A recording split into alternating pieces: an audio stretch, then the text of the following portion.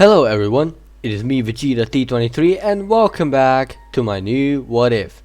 Today we're talking about what if Vegeta was born as a Super Saiyan 4. Before I start, I'd like to mention that I created a Discord server for you to join. The link is in the description of this video, so if you'd like to join in and talk to me and the rest of my fans, it's there. And also I made an Instagram for shitposts. Now back to the video. In the last part, we started with a 7-year time gap. Kakarot and Mint got Gohan and Goten, along with Grandpa Gohan's death. Raditz and Tights had Aurora, and Vegeta and Bulma had Ashalot. Goten and Ashalot were pretty much inseparable since a young age. They wanted to participate in the Tenkaichi Budokai, and after convincing their parents that they can participate, they enter, even though both Kakarot and Vegeta know that they'll win either way. On the tournament grounds, they meet the Kaioshin and his assistant in person, as well as 3 weirdos who turn out to be with Babidi.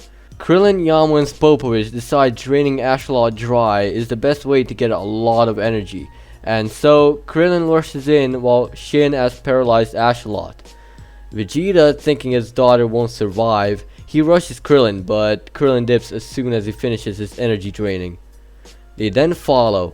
On their way, Yama and Popovich came for business and tried to destroy the squad, but failed miserably as they died with a simple barrage from Vegeta. Once they arrive at the ship, they rush in after witnessing Gohan and Aurora getting turned into stone. Raditz rushed in, filled with anger, and the others followed in.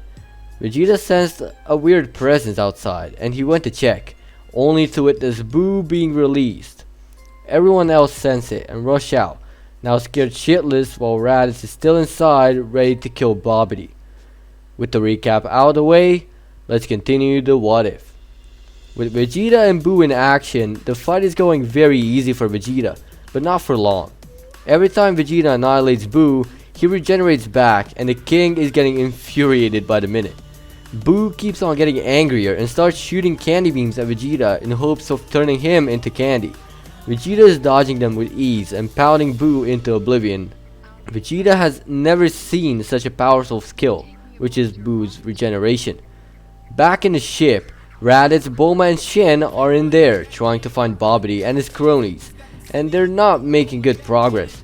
Raditz has had enough at this point and blasts the floor of the ship, making a big ass hole all the way down to Babidi. It was a bit too late though, as Raditz started holding his head in pain.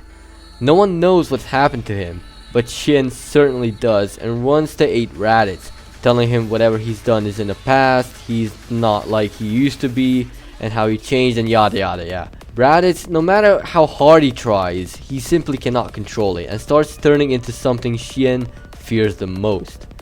Shin then asks of Bulma to go and kill Babidi, and as soon as possible, so she does. She descends down the gaping hole and sees Babidi immediately. She has no remorse as she rushes towards him. However, Pui Pui is in the way. What do you think? Did she die to him? Nah, she made a hole in his chest as she was flying towards Babidi, and he died immediately. The same fate met Babidi as he was literally disintegrated by Bulma. Having done that, she returns back up, but not before red sparks surround the area around her, and before she sees Shin falling on her unconscious. She knows something is wrong and goes up all the way. She sees Raditz, but he's a bit different. He's overly muscular, filled with popping vessels, and an M on his forehead. Yakon then exits too, sees Raditz, and is more than happy to become allies with him, now being something called Majin. However, Raditz doesn't give a single fuck and heads out on his own. Bulma now has to face Yakon, the last remaining Majin. She tries her best but simply can't grab an edge. She knows she has a trick up her sleeves, but lets the fight go on as it did so far, trying to think of a trick to defeat the demon. However, it just gets worse as Yakon starts absorbing light, also making Vegeta wonder what the fuck is going on, but not really minding it as Bulma is taking care of it, sensing she has something up her ass she can pull out. And boy does she have something as she whips out a blood waves generator and shoots it at herself.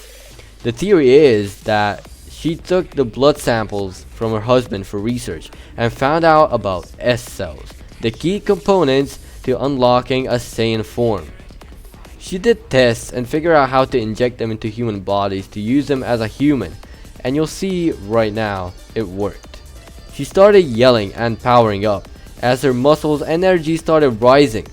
Her eyes turned yellow and her aura became pure gold as she transformed into her Ikari state.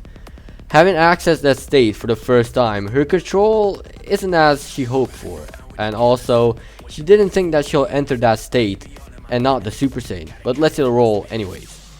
She now starts dominating Yakon. She's going hard. So hard in fact that Yakon starts relying on sucking in all the light he can suck in. It seems Bulma is overtaken, but she loses it for a split second, being in Karin state for a few minutes so far, and completely obliterates Yakon with just one punch. Bulma has done her business and now goes off to face Buu along with Vegeta and the rest of the squad.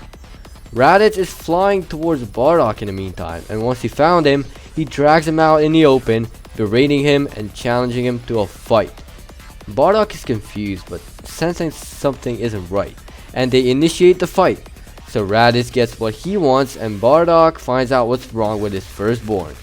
Bardock is starting to struggle the second Raditz attacks him, wondering what's gone into him.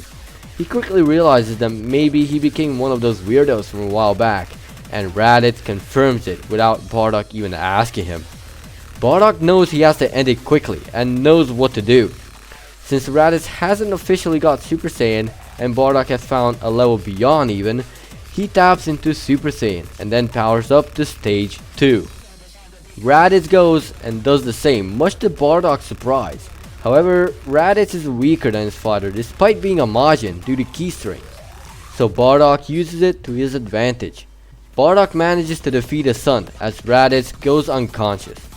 Back with Vegeta, he's still struggling with Buu and his regeneration, so what he does is he stops attacking to deal physical damage. Rather, he starts preparing a Gallic gun. Buu is infuriated enough already and is mindlessly attacking Vegeta. Vegeta just dodges while charging up the wave. Having charged it up, he waits for a good opportunity to catch Buu by surprise, but doesn't seem to find a good moment. Until he thinks about instant transmission. So he instant transmissions right under Buu and fires his combined instant Gallic gun right at Buu. This time his tricks work, and as he sees Buu get completely dominated by the full power blast. With that, as nobody remained to control anything, Raditz and Krillin went back to their normal selves and the Earth was saved yet again. They healed the Kais and they said their goodbyes to them. With that, we're leaving things be for now. Thank you for watching. If you think I should die for having a waifu, then click dislike. But if you liked the video, hit that like button. If you'd like me to cover your idea in the near future, comment down below. And as always, peace out.